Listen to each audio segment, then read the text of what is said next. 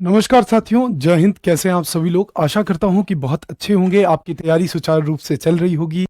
तो साथियों, बहुत बहुत स्वागत है आप सभी का झारखंड पुलिस के शानदार बैच में। और आप सभी लोग इस क्लास के अंदर मेरे साथ इतिहास पढ़ रहे हैं और भाग साथ आज इतिहास का हम लोग देख रहे हैं। और इसमें जो कि कल मैंने आपसे बताया था कि प्राचीन जो है वो झारखंड समाप्त हो चुका है। अब आगे सर बारी किसकी है? तो अब आगे बारी है हमें नई चीज़ें पढ़ने की। जी हाँ, बिल्कुल सल्तनत काल से चीज़ों को स्टार्ट करेंगे। यानी कि आप बात कर रहे हैं सर मध्यकालीन झारखंड के इतिहास पर।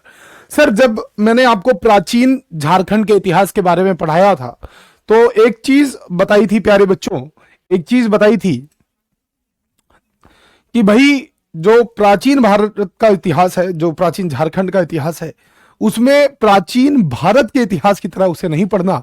झारखंड में मध्यकाल में क्या हुआ है इसको हमें जानना है। यानी कि जो जब मेडवेल पीरियड चल रहा था, मेडवेल टाइम चल रहा था, जब आपका मध्यकालीन इतिहास चल रहा था आप कह सकते हैं, तो उस टाइम पे जो झारखंड में क्या क्या बदलाव हुए, झारखंड से किस मेन स्ट्रीम राजा का, चाहे वो फर्रुखसियर हो, चाहे अकबर हो, चाहे आपका लोधी वंश हो, चाहे आपका सैयद वंश हो, चाहे आपका सल्तनत काल है, तो उसमें जो झारखंड रहा है वो झारखंड का संबंध कैसे इन इन वंशों से रहा, कैसे क्या इम्पैक्ट रहा, क्या राजनीतिक और तत्कालिक कारण रहे, इन सारे विषयों पर हमें अपनी समझ को मजबूत करना है और इन सारे विषयों को हमें बनाना है, अपनी समझ मजबूत करना है। तो तैयार हो जाइए चीजों को पढ़ने के लिए बहुत बेहतरीन तरीके से। ठीक है, आइए क्लास को स्टार्ट करते हैं साथियों। चलिए आइए जरा देखते हैं, ध्यान दीजिएगा सर। आइए शुरू करते हैं और हेडिंग बनाएंगे आप सभी प्यारे बच्चे, मध्यकाल में झारखंड। मध्यकाल में आपका प्यारा झारखंड।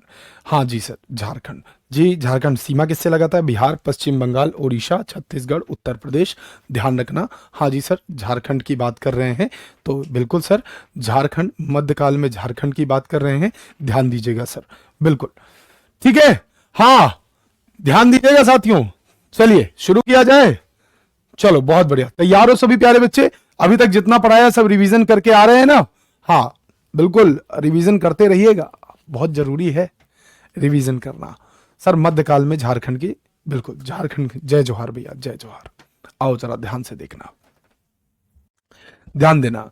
सर मध्यकाल की बात कर रहे हैं तो सभी लोग जानते हैं कि मुगल कब आते हैं? तो लगभग 1500 के आसपास आते हैं। लेकिन लगभग 1100-1200 के आसपास, 1200 के करीब आपके पास पूरे भारतवर्ष में जो अफगानी लोग थे, इन अफगानी लोगों का आपके ऊपर आक्रमण स्टार्ट हो जाता है, भारतवर्ष में आक्रमण स्टार्ट हो जाता है। तो धीरे धीरे जो है दिल्ली सल्तनत बनाते हैं वो लोग अपनी, कुतुबुद्दीन ऐबक, गुलाम वंश की बात करें, धीरे धीरे सल्तनत बनती जाती है, सल्तनत कायम होती जाती है। तो धीरे धीरे झारखंड में भी उसका प्रभाव देखने के लिए मिलता है। क्योंकि झारखंड में प्रभाव किस लिए देखने के लिए मिलेगा? क्योंकि इधर आपका पश्चिम बंगाल है, ये आपका वेस्ट बंगाल है, पश्चिम बंगाल है। और अगर जो आपके सल्तनत कालीन वो हैं, उनको ट्रेड करना है, व्यापार करना है, दूसरे देशों में जाना है, या फिर कोई ट्रैवल करना है, समुद्री मार्ग से जाना है, तो आपको बंगाल की खाड़ी जाने के लिए आपको झारखंड, यानी कि दिल्ली से उत्तर प्रदेश या बिहार होते हुए झारखंड, और झारखंड से पश्चिम बंगाल होते हुए आपका जो पश्चिम बंगाल और बंगाल वाला क्षेत्र है, बंगाल की खाड़ी से समुद्र मार्ग की यात्रा वो तय कर सकते हैं। तो एक जो तरीका था, क्योंकि आपकी गंगा नदी भी यहाँ से बह रही है, तो ऊपर से तो गंगा नदी से आ सकते हैं, बाकी ये आपका उत्तर प्रदेश में बिहार और झारखंड से कई सारे रास्ते आपके पश्चिम बंगाल से होते हुए आपके किधर निकल जा रहे हैं, तो पश्चिम बंगाल से होते हुए आपके इस समुद्री मार्ग की यात्रा आप कर सकते हैं। यानी कि ट्रेड के पर्पज से भी ये बहुत ज्यादा इंपॉर्टेंट था। तो प्यारे बच्चों, ये बात आपको समझ लेनी है कि झारखंड का इंपॉर्टेंट कहां पर आ जाएगा, क्योंकि ये रूट में बहुत इंपॉर्टेंट पड़ रहा था। पश्चिम बंगाल के रूट में जाना है तो झारखंड तो पार करना पड़ेगा। तो बहुत सारे जो आक्रमण हुए वो पश्चिम बंगाल के ऊपर होते हैं, लेकिन वो झारखंड पर उसका प्रभाव देखने के लिए मिलेगा। कहानी सारी शुरू कर रहा हूं, ध्यान से प्यारे बच्चे पढ़िएगा। सभी बच्चे आ जाएंगे, बिल्कुल संदीप निषाद जी, बिल्कुल कोई दिक्कत वाली बात नहीं है। स्टार्ट किया जाए क्लास को, बिल्कुल एग्जाम चल रहा है बीएससी का, अच्छा कोई बात नहीं, अब पढ़ लो, यहां पढ़ लो, ध्यान देना। मध्यकाल में झारखंड। सर मध्यकाल में झारखंड का इतिहास जो अगर मैं बात करूं तो सबसे पहले आता है कि आपका मध्यकाल में जो झारखंड था, ये बेटा इसका इतिहास पूर्वी तथा उत्तर भारत की राजनीतिक उथल पुथल से प्रभावित हुआ। बिल्कुल ये बात हम मानते हैं कि भाई जब आपका झारखंड का जो इतिहास रहा मध्यकाल में, तो पूर्वी तथा उत्तर भारत की राजनीतिक जो उथल पुथल रही, क्योंकि अभी तक क्या था कि भारत के लोग ही भारत पर शासन कर रहे थे, लेकिन खुद सोचिए अब भारतवर्ष पे कौन, अफगान लोग आ रहे हैं। अफगान लोग अगर इमेजिन नहीं कर पा रहे हैं तो 1 मिनट का समय देंगे, थोड़ा समय आपको, आपके दिमाग को और थोड़ा सा खोलना चाहूंगा ताकि आप थोड़ा सा और समझ पाए कि आखिर चल क्या रहा है, आखिर चल क्या रहा है। यह आपका प्यारा भारतवर्ष है। इधर तब का अब जो तत्कालिक पाकिस्तान आपको देखने के लिए मिलता है, वे तात्कालिक पाकिस्तान आपको यहां देखने के लिए मिलता है। सर ये पाकिस्तान है और इसी के पीछे आपका इधर साइड ये वाला जो एरिया है, ये अफगानिस्तान का एरिया है, अफगानिस्तान का एरिया है। तो ये अफगानी लोग अब अफगानिस्तान का एरिया है और अफगानिस्तान से इधर साइड से लोग आ रहे हैं, लोगों ने आक्रमण किया भारतवर्ष पर। पहले पाकिस्तान ये सब भी हिस्सा हुआ करते थे, भारतवर्ष पर आक्रमण कर रहे हैं, लगातार अटैक हो रहा है। ये दिल्ली तक तो पहुंच गए, यहां पर आपकी दिल्ली है, दिल्ली तक ये लोग पहुंच गए थे आराम से। सर दिल्ली पर जो राजनीतिक उथल पुथल होगी, क्या उसका प्रभाव आपको यहां देखने के लिए मिलेगा झारखंड में? तो बिल्कुल इस झारखंड में भी आपको इसका प्रभाव, इसका इंपैक्ट देखने के लिए मिलता है। सर यही बात मैं यहां पर लिखकर बता रहा था आपको दोस्तों कि मध्यकाल में जो झारखंड इतिहास का पूर्वी तथा उत्तर भारत की जो राजनीति रही, राजनीतिक उथल पुथल रही, उसका प्रभाव आपके झारखंड में देखने के लिए मिल जाता है। ठीक है, 13वीं शताब्दी में दिल्ली सल्तनत तथा 16वीं शताब्दी में मुगल सल्तनत आई। तो पॉइंट याद रखिएगा कि जो 13वीं शताब्दी थी यानी कि जो 13 शताब्दी थी प्यारे बच्चों, 13वीं शताब्दी थी, कौन सी शताब्दी थी, ध्यान देना इस ध्यान देना इधर, जो आपकी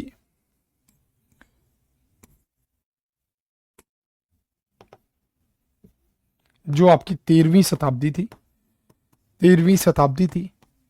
इस 13वीं शताब्दी में आपकी कौन आ गया था? तो 13वीं शताब्दी में आपको ध्यान रखना है कि ये आपका दिल्ली सल्तनत स्टैब्लिश हो गई थी, दिल्ली सल्तनत स्टैब्लिश हो गई थी, स्थापित हो गई थी, सल्तनत स्टैब्लिश हो गई थी, या जिसे आप लोग कहोगे कि जो, हाँ ठीक है, ध्यान दीजिएगा, जो दिल्ली सल्तनत थी वो स्टैब्लिश हो गई थी। मैंने बेटा आपको अल्पा मौर्य पहले भी बता दिया है, हाँ ठीक है, पहले भी बता दिया बच्चा कि एक बात ध्यान रखना कि आपको एक बात बहुत अच्छे से ध्यान रखना है, सिर्फ अल्पा मौर्य जी आप ही के लिए बोल रहा हूं मैं ये बेटा, कि नोट्स तब बनाने हैं जब क्लास खत्म हो जाए और उसके बाद जो है उससे पहले सिर्फ पढ़ाई करनी है। ठीक है, कोशिश ये करेंगे ध्यान देना इस बात को। सर दिल्ली सल्तनत की बात कर रहा हूं, तो दिल्ली सल्तनत कब स्टैब्लिश हुई थी? तो 13वीं शताब्दी में स्टैब्लिश हुई थी। कब? 13वीं शताब्दी में स्टैब्लिश हुई थी और 16वीं शताब्दी में आपका मुगल शासन आया था। तो मुगल शासन कब आया था?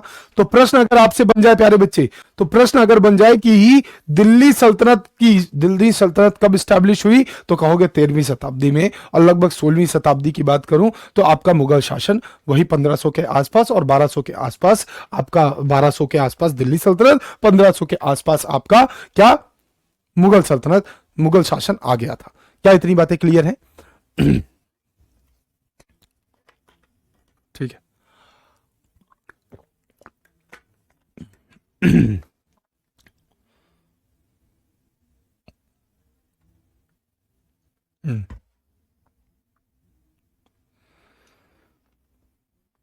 ठीक है, अब ध्यान देना इधर क्या बोला है, सुनो इधर। तो मतलब सर एक चीज तो सर ये समझ में आ गई, बिल्कुल एक चीज तो बिल्कुल समझ में आ गई कि सर ये 13वीं शताब्दी है, 13वीं शताब्दी में आपका दिल्ली सल्तनत स्टैब्लिश हो गई, सबको पता है। कल को प्रश्न बनता है तो बता देंगे कि हाँ 16वीं शताब्दी में मुगल शासन आया था। ठीक है, हाँ तो इनके शासन की स्थापना के पश्चात शासकों द्वारा झारखंड क्षेत्र में हस्तक्षेप किया गया। भैया हाँ, हस्तक्षेप कर दिया गया झारखंड क्षेत्र में, कोई दिक्कत वाली बात नहीं है सर। हाँ, हस्तक्षेप कर दिया गया। आओ जरा सा बताते हैं, ध्यान देना इधर। अब शुरू करेंगे सल्तनत काल। अभी तक जो भी पीछे पढ़ाया उसमें सिर्फ और सिर्फ कितना इंपॉर्टेंट है प्यारे बच्चे, ध्यान से देखना। आपको क्या क्या याद करना है कि मध्यकाल में आपके दिल्ली सल्तनत की स्थापना कब हुई, और आपको याद रखना है कि मुगल शासन की स्थापना कब हुई। यही आपका इंपॉर्टेंट है। अब बात कर रहे हैं आपकी 13वीं शताब्दी वाली सल्तनत काल की। किसकी? 13वीं शताब्दी वाले सल्तनत काल की। ठीक है, हाँ ठीक है। अभिषेक कुमार जी नहीं लूंगा, ठीक है, नहीं लूंगा डाउट जी, ठीक है। हाँ नहीं, बिल्कुल बिल्कुल नहीं लूंगा बीच में डाउट, डोंट वरी, ठीक है। हाँ ध्यान देना इधर। अब शुरू कर रहा हूं कहानी सल्तनत काल की। सर सल्तनत काल के बारे में कुछ बातें बता रहा हूं, ध्यान रखना। अच्छा सर, सल्तनत काल 1202 ईस्वी में जो कुतुबुद्दीन ऐबक था उसके सिपा सलार, कौन से? सिपा सालार बख्तियार खिलजी द्वारा नालंदा, राजगीर, भैया बिहार वाला क्षेत्र, पावापुरी के क्षेत्र में आक्रमण करने के फलस्वरूप अनेक गैर मुस्लिम लोग झारखंड के क्षेत्र में शरण लेते हैं। अच्छा खुद बताओ, दिमाग लगाओ खुद से कि सर ये आपका यहां पर, अगर ये क्या है? ये प्यारा आपका भारत है, ये प्यारा आपका भारत है, ये प्यारा भारत है सर। सर ये प्यारा भारत है, यहां पर सर आपका बिहार स्थित है, ये बिहार स्थित है, बिहार। सर इसी के नीचे आपका झारखंड स्थित है। अब लोग कहां से आ रहे हैं? ध्यान देना बेटा, विजुलाइज करने की कोशिश करो, चीजें आपको बार बार याद नहीं करनी पड़ेंगी। सर ये दिल्ली है सर। सर इस दिल्ली से कुतुबुद्दीन ऐबक का सिपा सलार, कौन है कुतुबुद्दीन ऐबक का सिपा सलार? तो आपका बख्तियार खिलजी। कौन था बेटा? बख्तियार खिलजी। कौन? बोलो इधर, बख्तियार खिलजी। कौन है? बख्तियार खिलजी, बख्तियार खिलजी, ठीक है।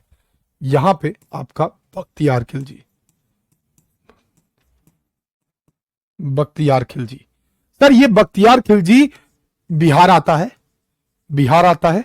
और बिहार आने के बाद सर ध्यान से सुनना जो मैं बता रहा हूं, सुनते जाओ, चीजें याद होती जाएंगी। जो आपका बख्तियार खिलजी है प्यारे बच्चे, ये बख्तियार खिलजी दिल्ली में था, किसका सिपा सलार है? सर कुतुबुद्दीन ऐबक का सिपा सलार है। किसका सिपा सलार है? कुतुबुद्दीन ऐबक का सिपा सलार है, कुतुबुद्दीन ऐबक का सिपा सलार है। सर ये बख्तियार खिलजी कहां पर आया? तो बख्तियार खिलजी, आपका बख्तियार खिलजी झारखंड मतलब बिहार के क्षेत्रों में आ गया। सर कहां पर? बिहार के क्षेत्रों में कहां पर? तो आपका नालंदा, राजगीर और पावापुरी। नालंदा, नालंदा विश्वविद्यालय था, राजगीर था, राजगीर और पावापुरी, इन क्षेत्रों पर, पावापुरी, इन क्षेत्रों पर आक्रमण होता है। इन क्षेत्रों पर क्या होता है? आक्रमण होता है। इन पर आक्रमण कर देता है कौन? तो आपका बख्तियार खिलजी आक्रमण कर देता है। सर जैसे ही आक्रमण करता है तो यहां जो रहने वाले गैर मुस्लिम लोग थे, चाहे वो बौद्ध धर्म को मानने वाले हों, चाहे वो ईसाई धर्म को मानने वाले हों, चाहे खैर ईसाई धर्म तो था नहीं, तो चाहे बौद्ध धर्म को मानने वाले हों, चाहे भारत के हिंदू धर्म को मानने वाले हों, ये सब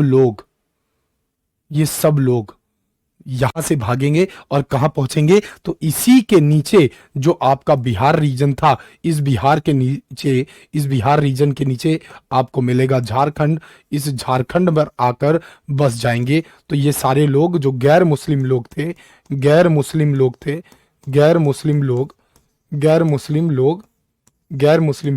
कहां आ गए? तो गैर मुस्लिम लोग आ गए झारखंड। कहां गए? झारखंड आ गए। कहां गए? झारखंड आ गए। क्या इतनी बातें आपको समझ में आई? दिल्ली से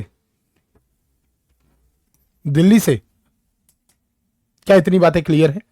क्या इतनी बातें क्लियर है? दिल्ली से बख्तियार खिलजी का आक्रमण होता है, नालंदा, राजगीर और पावापुरी क्षेत्र में यहां पर आक्रमण करता है। ये क्या करता है? आक्रमण करता है। और आपके जो नालंदा वगैरह थे इनकी जला दी थी। कहा गया था कि कई महीनों तक जो नालंदा की जो हमारी पुरानी विरासतें थी वो सब जलती रही थी। क्या इतनी बातें क्लियर है? ठीक है,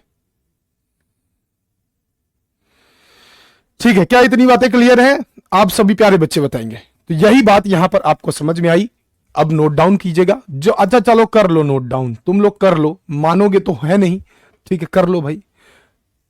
1202 ईस्वी में कुतुबुद्दीन ऐबक के सिबा सालार, कुतुबुद्दीन ऐबक के सिबा सालार, जो कुतुबुद्दीन ऐबक के सिपा सालार बख्तियार खिलजी द्वारा नालंदा, राजगीर, पावापुरी के क्षेत्र में आक्रमण करने के फलस्वरूप अनेक गैर मुस्लिमों ने झारखंड क्षेत्र में शरण ली, जिससे झारखंड में क्या नवीन सांस्कृतिक तत्वों का समावेश होता है। क्या होता है? नवीन सांस्कृतिक तत्वों का समावेश होता है, यानी कि कल्चरल डाइवर्सिटी। इंग्लिश वालों ध्यान दो, कल्चरल डाइवर्सिटी आपकी कहां पर आ जाती है? तो आपके झारखंड में। तो कैसे आई कल्चरल डाइवर्सिटी? क्योंकि भाई झारखंड में वैसे तो सर जनजातीय प्रमुख क्षेत्र था, लेकिन फिर भी जो आपका, जी हां, जनजाति प्रमुख क्षेत्र था, वो जनजाति प्रमुख क्षेत्र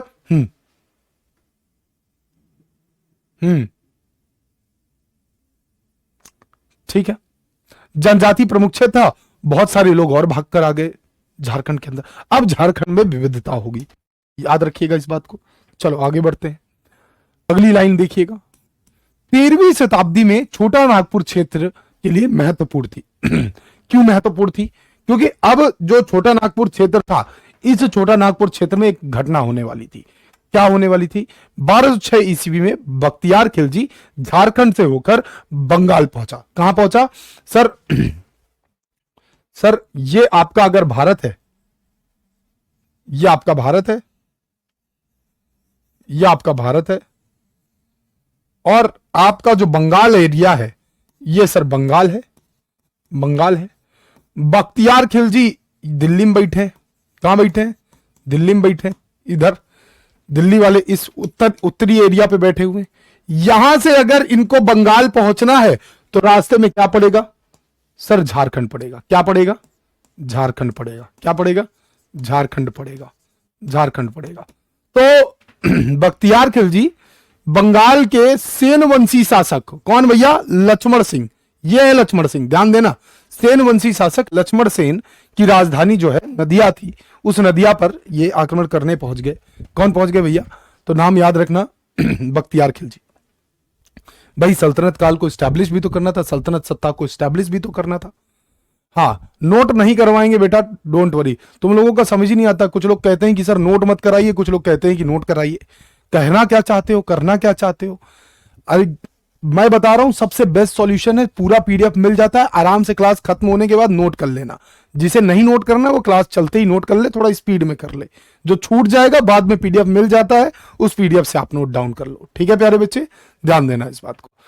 13वीं शताब्दी में छोटा नागपुर क्षेत्र के लिए महत्वपूर्ण थी, क्योंकि 1206 ईस्वी में बख्तियार खिलजी ने झारखंड से होकर बंगाल के सेन वंशी शासक लक्ष्मण सेन की राजधानी जो नदिया थी, उस नदिया पर आक्रमण कर दिया, और दिल्ली से बंगाल जाते वक्त झारखंड रास्ते में पड़ा। तो इस वजह से झारखंड फिर से चर्चा में रहा, चर्चा में रहा। सर गुलाम वंश जब चल रहा था, अब कुछ लोग कहेंगे सर गुलाम वंश कौन था? कुतुबुद्दीन ऐबक के बाद जो है, जो यहां पर था, वो गुलाम वंश ने ही शासन किया। देश में गुलाम वंश था। उस कंपैरिजन में पूछा जाता है कि जब पूरे देश में गुलाम वंश चल रहा था, तो झारखंड में किन राजाओं का शासन हुआ करता था? किन राजाओं का शासन हुआ करता था? सर गुलाम वंश के संबंध में जानकारी पढ़ना है तो आप भारत के इतिहास को पढ़िए, लेकिन मेरा काम है झारखंड के इतिहास को पढ़ाना, तो मैं झारखंड से संबंधित आपको इतिहास को पढ़ाऊंगा। ठीक है, तो इस बात को बिल्कुल क्लियर रखिएगा, समझ रहे? हाँ, कुतुबुद्दीन ऐबक के गुलाम, और फिर उन गुलामों में से गुलाम वंश की स्थापना की थी किसने? बताओ, कमेंट बताओ किसने की थी। हाँ, तो अब मैं आपको झारखंड पे मैं बता दो, आपको वो भी पूरा सकता हूं, लेकिन वो बताने लग जाऊंगा तो वो कहानी इतनी लंबी है कि भैया पता चला कि 30-35 क्लास इतिहास पे चल रही, ऐसा नहीं हो सकता ना। हाँ ठीक है, तो गुलाम वंश के शासन काल में झारखंड में नागवंशी शासक नागवंशावली के अनुसार हरिकर्ण राय, शिवकर्ण राय और बेड़ुकर्ण राय थे। कौन थे? हरिकर्ण राय, हरि शिव बेड़ू। नाम याद रखना तीनों भैया का, हरि शिव बेड़ू, हरि शिव बेड़ू, ये तीनों थे, हरि शिव बेड़ू, याद रखना, याद रखना, हरि शिव बेड़ू थे, बिल्कुल याद रखिएगा। आई बात समझ में? ठीक है, क्या इतनी बातें क्लियर है? हरिकड़, शिवकड़, बेड़ूकर, ये तीनों नागवंशी शासक थे, बिल्कुल अच्छे से ध्यान रखिएगा। अगली बात करें, अगली बात करते हैं।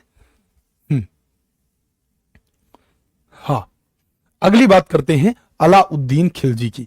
अब मैं बात कर रहा हूं सल्तनत काल में गुलाम वंश के बाद आपका अलाउद्दीन खिलजी। हाँ, ध्यान रखना, अलाउद्दीन खिलजी, ये इधर देखो, अलाउद्दीन खिलजी, खिलजी वंश, खिलजी वंश, ठीक है। खिलजी वंश का शासनकाल में 1310 ईस्वी में अलाउद्दीन खिलजी ने अपना सेनापति छज्जू मलिक, नाम बहुत चर्चित है, हाँ, अभियान में भेजा था छज्जू मलिक को। अलाउद्दीन खिलजी चर्चा में है झारखंड में। क्यों चर्चा में है जानते हो? क्योंकि भैया पता है ये अलाउद्दीन खिलजी थे भैया। इन्होंने क्या किया 1310 ईस्वी में, 1310 ईस्वी में, कौन सा 1310 ईस्वी में अपना जो सेनापति था छज्जू मलिक। कौन था? छज्जू मलिक सेनापति, सेनापति, सेनापति, सेनापति जो छज्जू मलिक था, कौन था? ध्यान देना,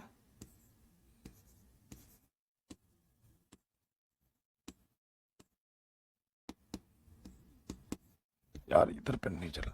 सेनापति जो था छज्जू मलिक था,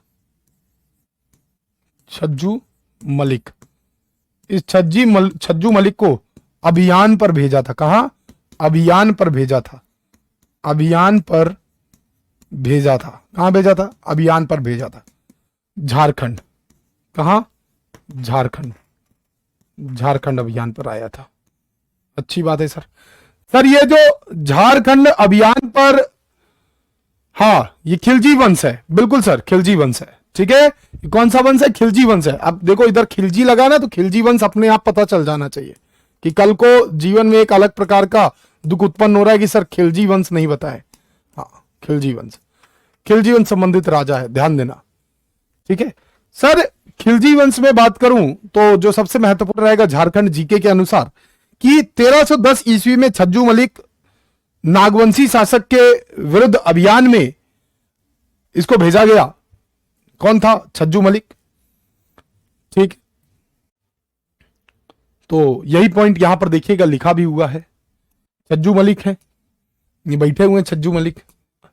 छज्जू मलिक ये है, ये जो है आपके अलाउद्दीन खिलजी हैं, और अलाउद्दीन खिलजी के सामने ये आपके बैठे हुए हैं कौन? तो नागवंशी शासक। खिलजी वंश के शासन काल में 1310 ईस्वी में अलाउद्दीन खिलजी ने अपने सेनापति छज्जू मलिक को नागवंशी शासक के विरुद्ध में अभियान में भेजा था।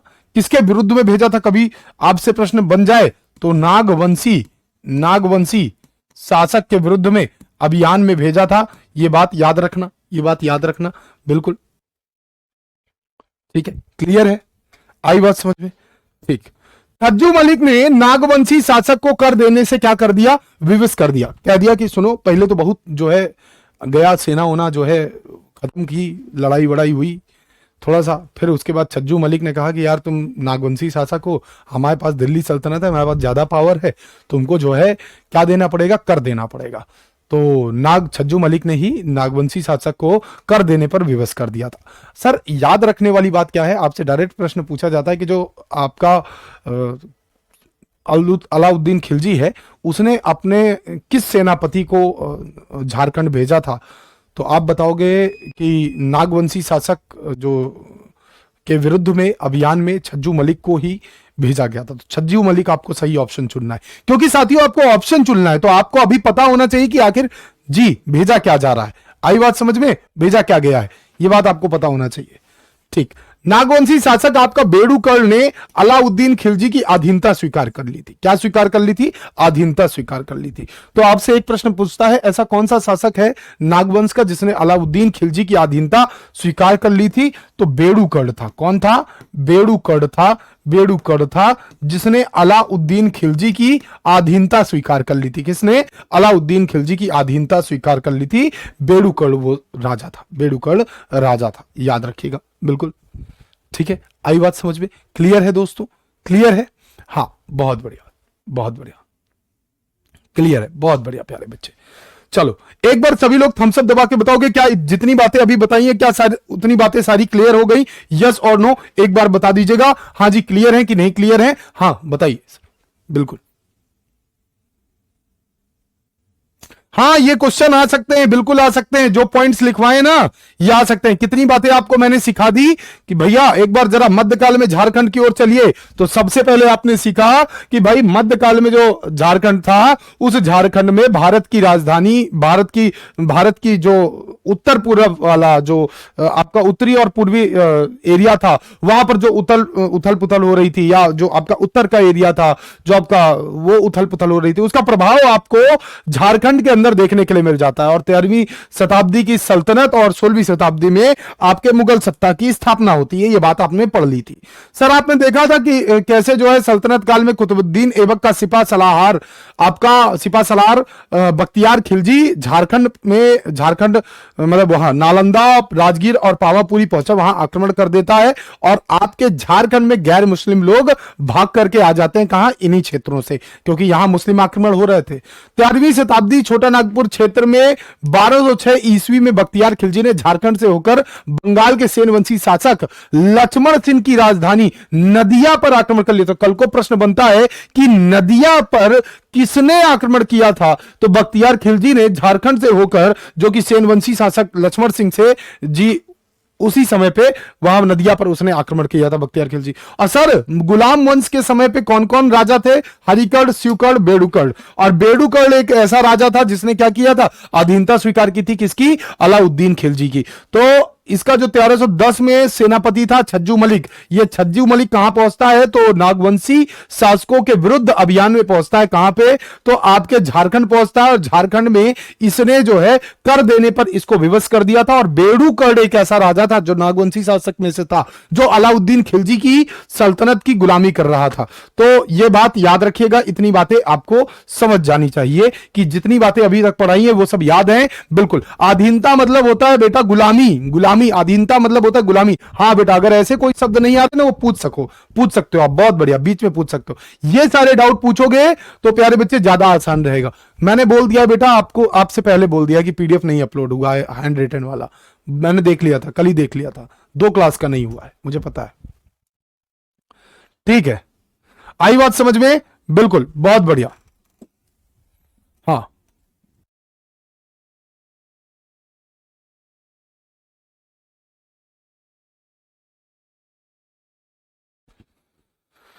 ठीक है, आई बात समझ में? चलिए बहुत बढ़िया। मोहम्मद बिन तुगलक की बात कर रहा हूं मैं। एमबीटी मतलब मोहम्मद बिन तुगलक। एमबीटी सर, इसको हम लोग एमबीटी बोलते हैं सर। सर ये जो मोहम्मद बिन तुगलक है, इसके शासनकाल में भी बहुत कुछ हुआ सर। क्या हुआ इसके शासनकाल पे? आइए जरा सा मैं आपको बताता हूं। सर तुगलक वंश के शासनकाल में विद्रोही स्वभाव, जो मोहम्मद बिन तुगलक, अब ये तुगलक वंश का शासन आ रहा है। किसका? कल को जीवन में अलग प्रकार का दुख नहीं होना चाहिए सर। तुगलक वंश, ध्यान देना। ठीक है, एमबीटी की बात कर रहे हैं सर, मोहम्मद बिन तुगलक जी। जैसी जैसी आपकी मर्जी बेटा, जैसी आपकी मर्जी। बाद में पीडीएफ मिल जाए तो कर लो, जैसी आपकी मर्जी। सर मोहम्मद बिन तुगलक की बात कर रहे हैं सर। तुगलक वंश के शासनकाल में विद्रोही स्वभाव की जनजातियों का दमन करने हेतु एमबीटी ने सेनापति मलिक बयां, किसने? सेनापति किसको? मलिक बयां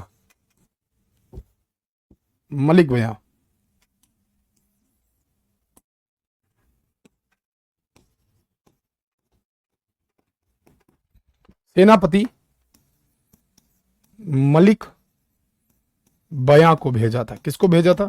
सेनापति मलिक बयां को भेजा था। किसको भेजा था? सेनापति मलिक बयां को भेजा था। किसको भेजा था? सेनापति मलिक बयां को भेजा था। हजारीबाग क्षेत्र में, हजारीबाग क्षेत्र के चाई चापा क्षेत्र तक वो आया था। और क्यों आया था? क्योंकि जो विद्रोही जनजातियां थी, जो विद्रोह कर रही थी, क्योंकि भाई इन्होंने सत्ता तो स्टैब्लिश कर दी थी और सबसे टैक्स लेना शुरू कर दिया था अलग अलग प्रकार का।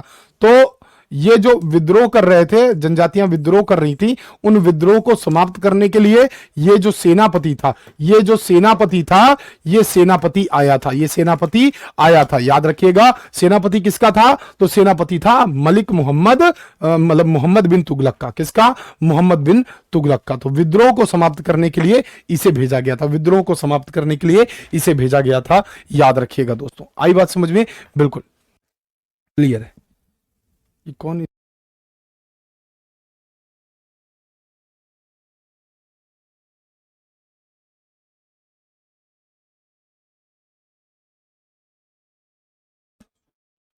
आई बात समझ में? क्लियर है?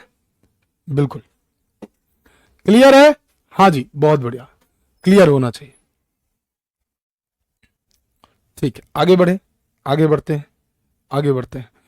तुगलक वंश के शासनकाल में विद्रोही स्वभाव की जनजातियों का दमन करने हेतु मोहम्मद बिन तुगलक का सेनापति मलिक बयां हजारीबाग के चाई चंपा तक आया था। तो कल को पूछ ले, चाई चंपा तक कौन आया था?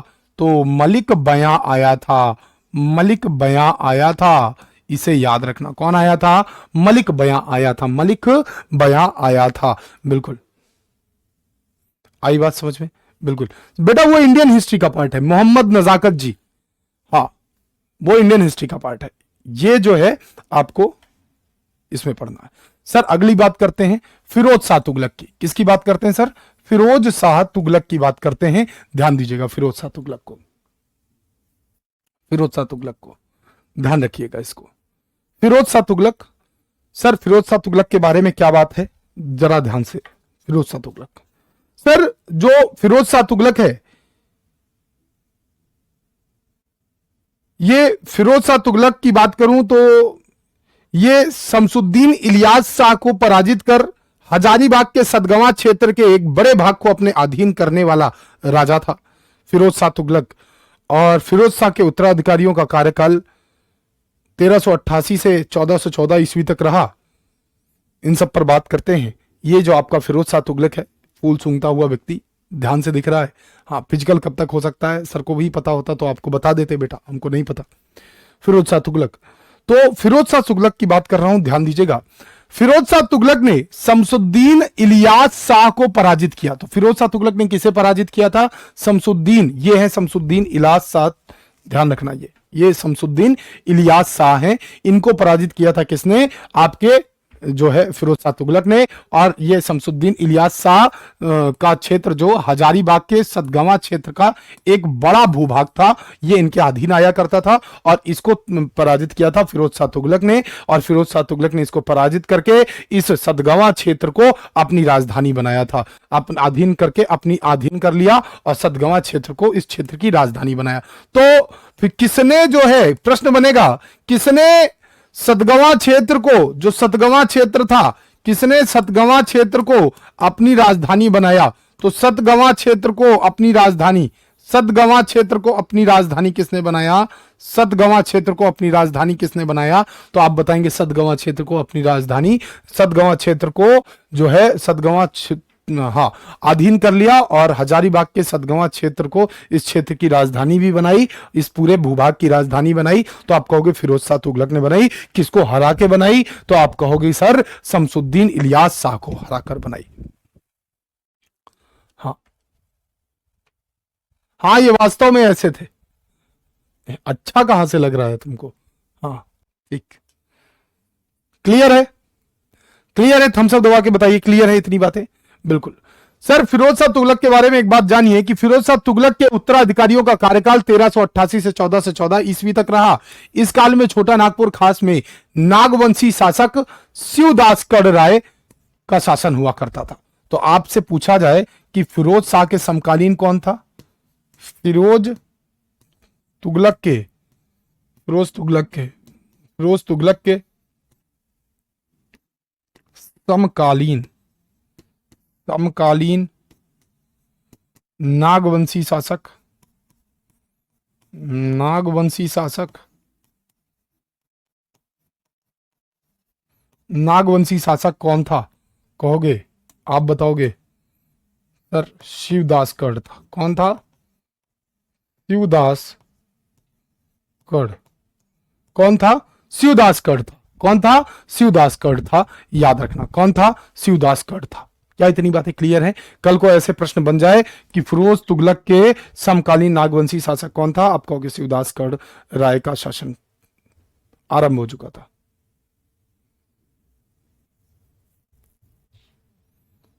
क्लियर है? ठीक है, बहुत बढ़िया।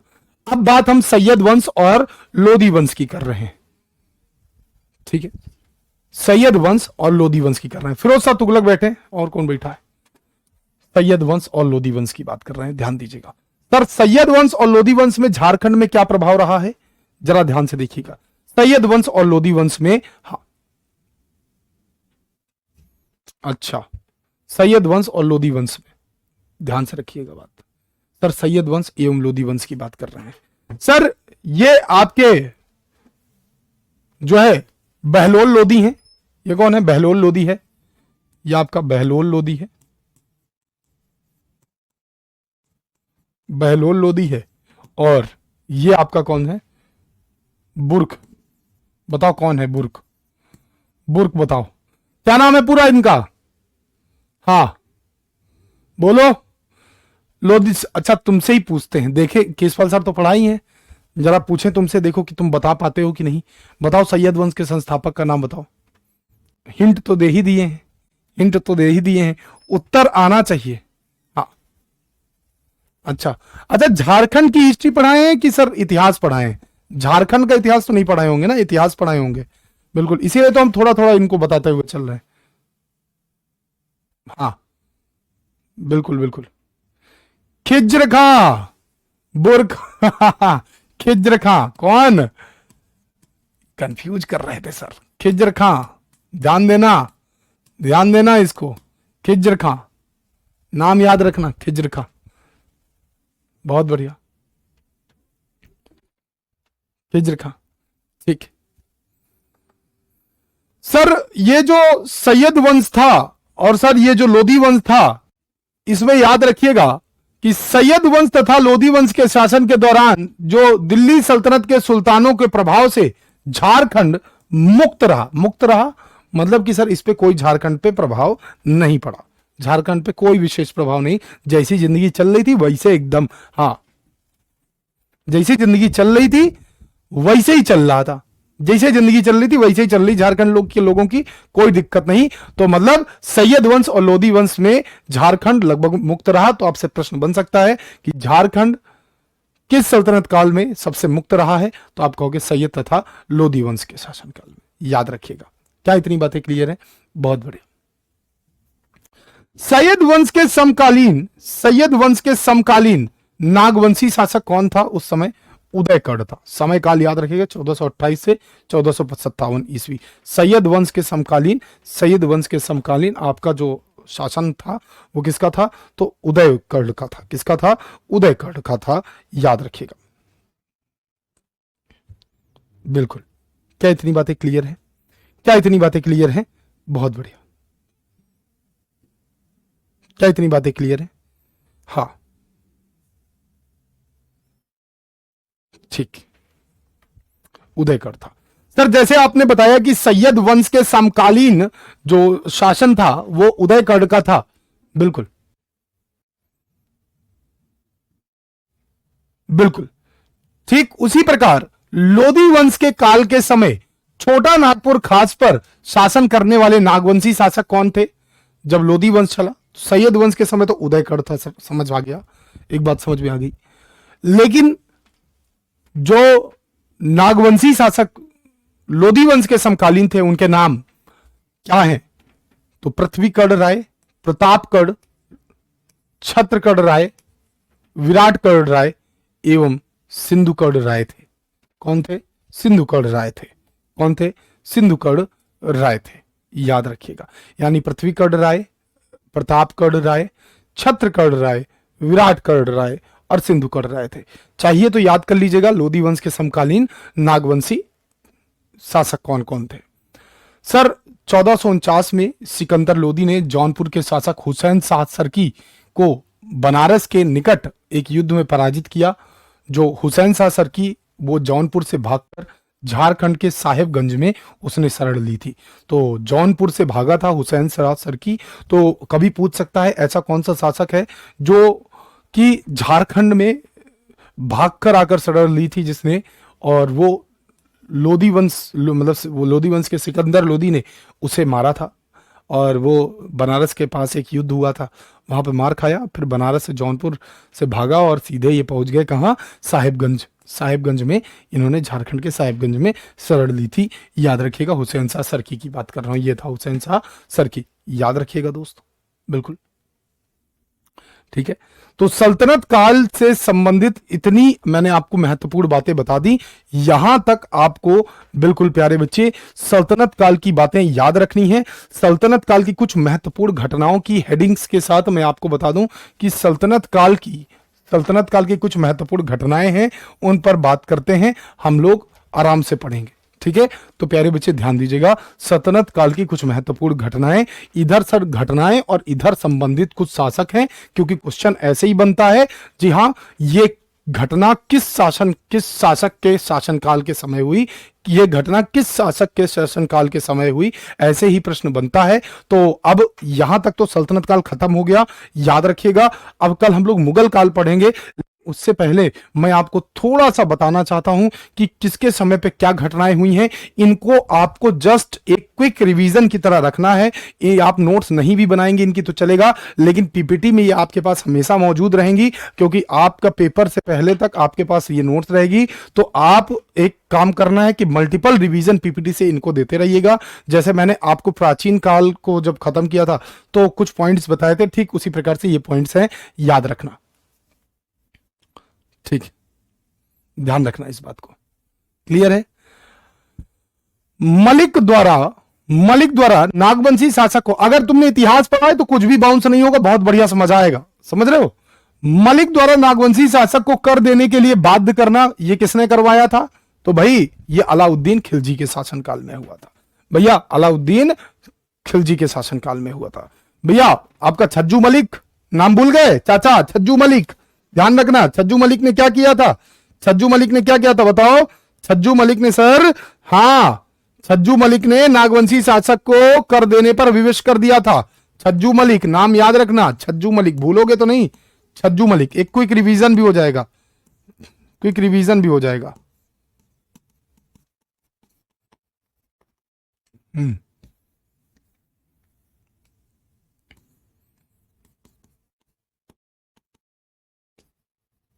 छज्जू मलिक इधर लिख देते हैं, इधर बोर्ड नहीं काम कर रहा है।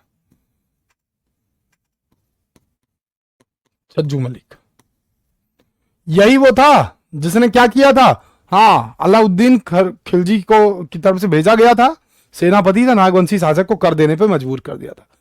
अगला पॉइंट ध्यान देना, मलिक बयां का विद्रोही जनजातियों को दमन करने के लिए चाई चंपा हजारीबाग क्षेत्र तक जाना किस शासन के शासक काल में हुआ था, मोहम्मद बिन तुगलक के शासन काल में हुआ था। बिल्कुल, मोहम्मद बिन तुगलक के शासन काल में हुआ था। हाँ, हमेशा क्लियर रहेगा, बिल्कुल हमेशा क्लियर रहेगा। फिरोज शाह तुगलक द्वारा हजारीबाग के सतगवा क्षेत्र को बंगाल के शमसुद्दीन इलियास शाह से छीन लिया गया था। यह किसने किया था, फिरोज शाह तुगलक ने किया था। किसने किया था, फिरोज शाह तुगलक ने किया था, याद रखिएगा। बंगाल के शमसुद्दीन इलियास शाह से छीन लिया गया था, याद रखना इस बात को। इसके अलावा सर, उड़ीसा के गजपति शासक द्वारा झारखंड के संथाल परगना व हजारीबाग को छोड़कर नागपुर खास के बड़े भूभाग पर आधिपत्य यानी कि अधिकार स्टैब्लिश किया गया था। यह किसके शासन काल में हुआ था, तो कपिलेंद्र गजापति के शासन काल में हुआ था। शासक था उस टाइम पे कपिलेंद्र गजापति। तो उड़ीसा के गजपति शासक द्वारा झारखंड के संथाल परगना व हजारीबाग को छोड़कर छोटा नागपुर खास के बड़े भूभाग पर आधिपत्य किया गया था। यह कपिलेंद्र गजापति ने किया था, ध्यान रखना। हाँ, आपका अगला, स्थानीय राजाओं में तमाड़ के घटवार राजा संध्या के राजा में द्वारा विद्रोह जो किया गया था, स्थानीय राजाओं द्वारा विद्रोह जो किया गया था, स्थानीय राजाओं द्वारा जो विद्रोह किया गया था, ये इस समय नागवंशी शासक कौन था, तो प्रतापगढ़ था। तो स्थानीय राजाओं द्वारा विद्रोह ये वो था, तो प्रतापगढ़। जो बच्चे बोल रहे थे ना कि सर पॉइंट टू पॉइंट बता दीजिए, ये वो पॉइंट टू पॉइंट नोट्स हैं जो आपके पेपर में आ सकती हैं, इन्हें जरूर देख लीजिएगा। कोरम्बे, कोरम्बे में रक्सैल व नागवंशियों के बीच संघर्ष हुआ था। तो कोराम्बे में रक्सैलों और नागवंशियों के बीच का संघर्ष जब होता है, जब आपका रक्सैलों और नागवंशी शासकों के बीच में संघर्ष होता है, उस टाइम पे नागवंशी शासक कौन था? छत्रकड़ था। ऐसे ही प्रश्न बनेंगे। 1473 ईस्वी में भगवान विष्णु की प्रतिमा कोरम्बे में स्थापित की थी किसने? कोराम्बे में छत्रकड़ ने की थी। नागवंशी शासक था उस टाइम पे। 12वीं सदी में उड़ीसा के शासक ने स्वयं को झारखंड का राजा घोषित कर लिया था। वे शासक उस टाइम पर कौन था? नरसिंह देव द्वितीय था। 13वीं सदी में उड़ीसा के शासक ने स्वयं को झारखंड का शासक घोषित किया। जय सिंह था, याद रखना, जय सिंह था। बिल्कुल प्यारे बच्चे, ये पॉइंट आपको ध्यान रखने हैं। क्या सर इन्हें हमें नोट डाउन करना है? नहीं सर, नोट डाउन मत करना, बस आराम से पढ़ लेना, मल्टीपल रिवीजन दे देना, तो आपका सल्तनत काल यहीं पर समाप्त हो रहा है।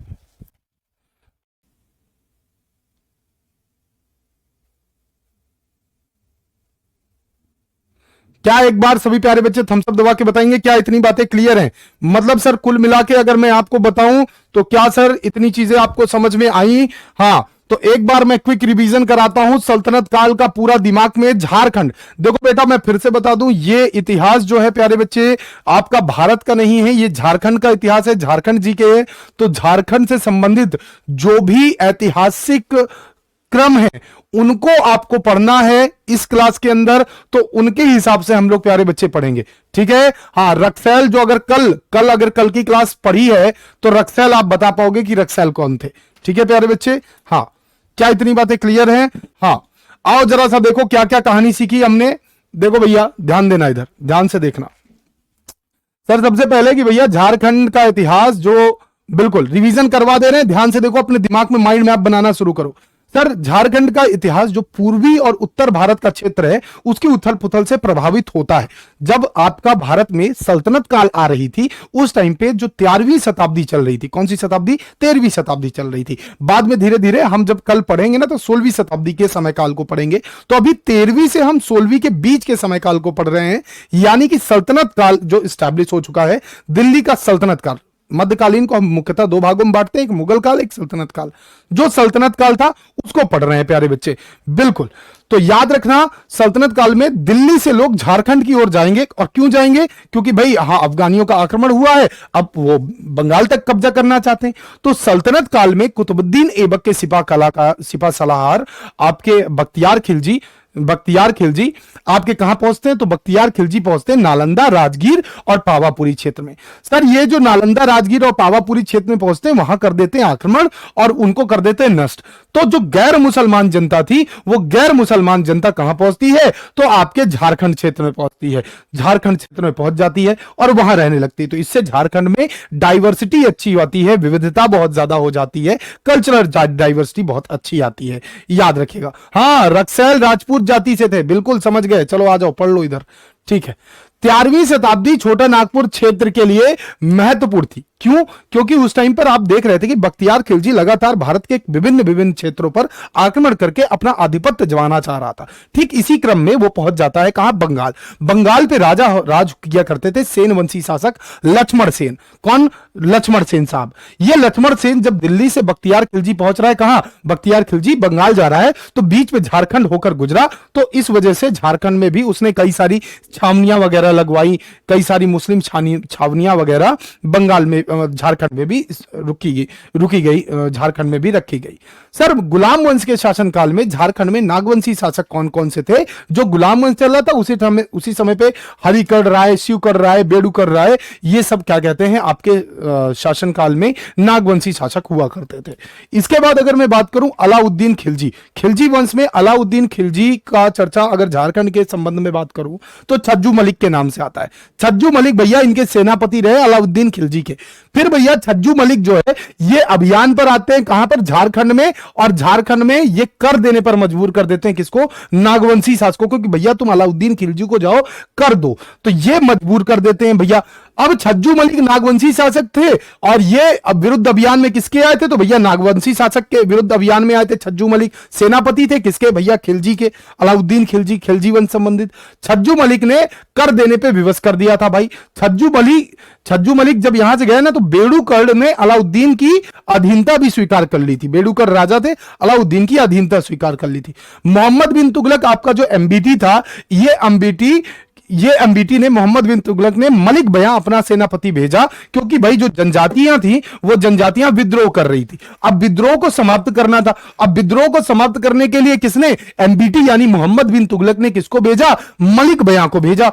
जब मलिक बयां आ गया कहां? तो आपके हजारीबाग के क्षेत्र में आ गया, और हजारीबाग से ये अभियान करते करते चाई चंपा क्षेत्र तक पहुंचा, और वहां पर इन्होंने जितनी भी जनजातीय विद्रोह कर रही थी उन सबको दमन कर दिया, समाप्त कर दिया। जब ये समाप्त कर दिया तो फिर आता है भैया अगला शासक फिरोज शाह तुगलक। सर फिरोज शाह तुगलक के संबंध में यह जानकारी रखनी है कि भैया बंगाल के शासक आपके जो शमसुद्दीन इलियास शाह थे, इनको पराजित किया था, क्योंकि ये हजारीबाग के सतगवां क्षेत्र का जो बड़ा भूभाग था वो इनके अधीन आता था। बाद में सतगवां को उसी क्षेत्र की राजधानी बना दिया। यह काम किसने किया? तो फिरोज शाह तुगलक ने किया। याद रखना, फिरोज तुगलक के उत्तराधिकारियों कार्यकाल 1388 1414 था, और छोटा नागपुर खास में इसी समय काल में, जो समय काल चल रहा है फिरोज शाह तुगलक का, इसी समय काल में आपका किसका आरंभ हो चुका था? तो शिवदासगढ़ नागवंशी शासक बन गए थे। शिवदासगढ़ का समय काल चल रहा था नागवंशी शासक के तौर पे, यानी कि झारखंड में शिवदासगढ़ का शासन था एक बड़े क्षेत्र में। हाँ, फिर सैयद लोधी वंश, तो खिज्र खां और बहलोल लोधी, ये दो नाम है सर। हाँ, तो सैयद वंश और लोधी वंश के शासन के दौरान दिल्ली सल्तनत के सुल्तानों के प्रभाव में झारखंड लगभग बिल्कुल तरीके से मुक्त रहा। मतलब सैयद वंश में और लोधी वंश में झारखंड मुक्त रहा।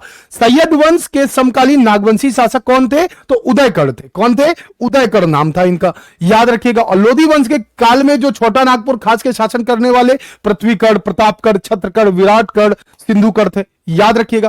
फिर आपका सिकंदर लोधी, हुसैन शाह सरकी जो है बनारस में हारे, बाद में जो है भाग के कहां पे आ गए? तो यहां पर आ गए भाई, आप ये झारखंड में जाकर ये लेते। ये वाले जो मैंने आपको पॉइंट्स बताए हैं, इन पॉइंट्स को आप रिवीजन जरूर कर लेना बहुत अच्छे तरीके से। आई बात समझ में? क्या इतनी बातें क्लियर हैं दोस्तों? क्या इतनी बातें क्लियर हैं? इन पॉइंट्स को अगर आप रिवीजन कर लोगे तो आपको कोई दिक्कत नहीं आएगी। ठीक है, आई बात समझ में? एक बार क्या सभी प्यारे बच्चे, क्या आप सभी प्यारे बच्चे इस क्लास में आपको मजा आया? यस और नो एक बार बताइएगा। हाँ जी, रिवीजन हो गया, क्या मजा आया? यस और नो, बिल्कुल क्लियर है प्यारे बच्चों, बताइए क्लियर है? हाँ जी, कितने लोग चीजों को याद कर गए हैं? एक बार बताइएगा थम्स अप दबा के कि सब कुछ क्लियर है, फिर क्लास को ऑफ किया जाए।